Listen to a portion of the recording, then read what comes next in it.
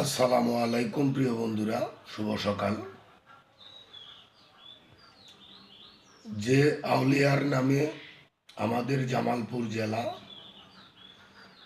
সেই মহান অলি হযরত শাহজামাল রহমাতুল্লাহ আল্লাহর পক্ষ থেকে জামালপুরের 5টি আসন থেকেই বিএনপি প্রচুর ভোটে বিজয় হয়েছে।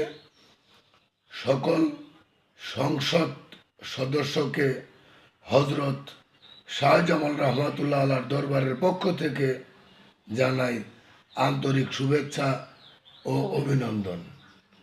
এর সাথে জামালপুরবাসীকে জানাই আমার অন্তরের অন্তঃস্থল থেকে সালাম ও দোয়া।